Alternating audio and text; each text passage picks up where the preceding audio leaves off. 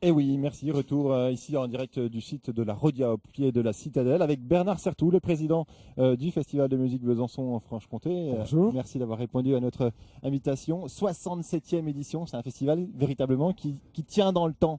C'est quoi la recette? La recette, c'est la continuité, continuité avec évidemment une évolution. Ce festival a été créé en même temps qu'Aix-en-Provence, par exemple, ou Avignon, dans un genre différent, autour des années 47-48. À l'époque, c'était des mécènes, grandes fortunes locales qui l'avaient créé. Maintenant, ce sont les collectivités et l'État qui ont pris le relais des financements. Mais le festival continue à peu près sur les mêmes bases, sur les mêmes critères. Alors c'est parti pour 10 jours de fête. Ça commence ce soir avec un grand concert gratuit. Ça c'est une volonté, la gratuité aussi, pour permettre au plus grand nombre de participer à ce festival. Alors là, je revendique sans aucune modestie, c'est moi, quand je suis arrivé à la tête du festival, à la présidence de l'association, qui ai créé cette manifestation ouverte à tous, grand public. Et j'ai été aidé en cela par Jean-Louis Fousseret. Tout le monde n'était pas d'accord, mais Jean-Louis Fousseret était tout à fait dans cette idée-là. Et donc nous avons ce soir la 9e édition de ce concert ouvert à tous, qui réunit en général 5 à 6 000 spectateurs.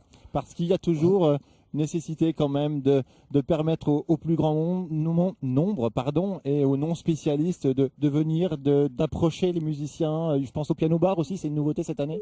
Oui, le piano bar, c'est un peu autre chose, mais ce concert de ce soir, c'est l'idée est d'amener à la musique classique un grand nombre de gens qui n'ont jamais poussé la porte d'une salle de concert, leur faire découvrir l'émotion de la musique classique qui est accessible immédiatement à tout le monde. Il n'y a pas besoin d'avoir de savantes études, tout le monde peut ressentir ça. J'espère que ce sera le cas ce soir.